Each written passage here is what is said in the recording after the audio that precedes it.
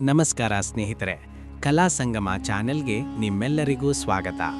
ಇಂದು ನಾವು ತಿಳಿದುಕೊಳ್ಳಲಿರುವ ವಿಷಯ 2026ರಲ್ಲಿ ಮೇಷರಾಶಿಯವರ ಗುಣ ಸ್ವಭಾವ ಹೇಗಿರುತ್ತದೆ. ನಿಮ್ಮ ಶಕ್ತಿ, ದುರ್ಬಲತೆ, ಆಲೋಚನೆ ಮತ್ತು ನಡವಳಿಕೆಗಳ ಸಂಪೂರ್ಣ ವಿಶ್ಲೇಷಣೆ ಈ ವಿಡಿಯೋದಲ್ಲಿ. ಮೇಷರಾಶಿಯ ಅಧಿಪತಿ ಕುಜಗ್ರಹ ಅಂದರೆ ಮಂಗಳ.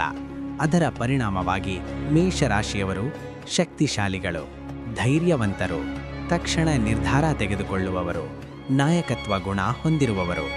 2026ರಲ್ಲಿ ಈ ಗುಣಗಳು ಇನ್ನಷ್ಟು ಬಲವಾಗುತ್ತವೆ.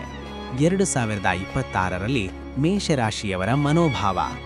2026ರಲ್ಲಿ ಮೇಷರಾಶಿಯವರ ಮನಸ್ಸು ಸ್ವತಂತ್ರತೆ ಬೇಕೆನ್ನುವ ಭಾವ, ನಾನೇ ಮಾಡಬೇಕು ಎಂಬ ಧೋರಣೆ, ಹೊಸ ಅವಕಾಶಗಳತ್ತ ಆಕರ್ಷಣೆ.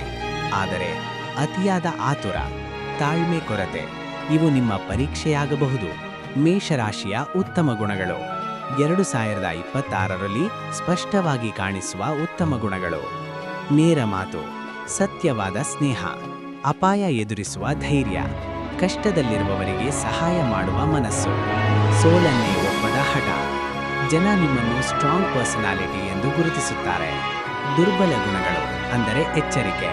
2026ರಲ್ಲಿ ಗಮನಿಸಬೇಕಾದ ದುರ್ಬಲತೆಗಳು: ಕೋಪ ಬೇಗ ಬರುವುದು, ಮಾತಿನಲ್ಲಿ ತೀಕ್ಷ್ಣತೆ, ಇತರರ ಮಾತು ಮಧ್ಯೆ ತಡೆದು ಮಾತನಾಡುವುದು, ತಕ್ಷಣ ಫಲ ಬೇಕು ಎನ್ನುವ ಸ್ವಭಾವ.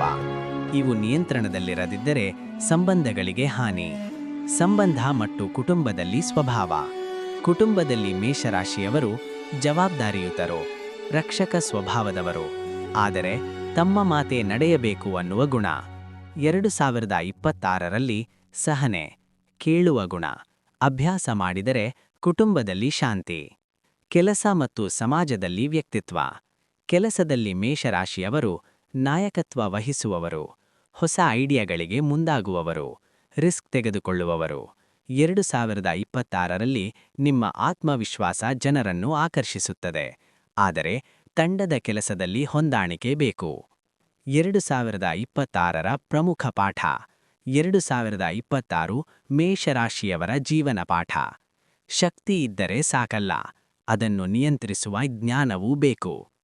ಕೋಪವನ್ನು ಶಕ್ತಿಯಾಗಿ ಬದಲಿಸಿದರೆ ನಿಮ್ಮ ಬೆಳವಣಿಗೆ ವೇಗವಾಗುತ್ತದೆ. ಸ್ನೇಹಿತರೆ, 2026ರಲ್ಲಿ ಮೇಷರಾಶಿಯವರು ಧೈರ್ಯಶಾಲಿಗಳು, ನಾಯಕತ್ವ ಗುಣ ಹೊಂದಿದವರು.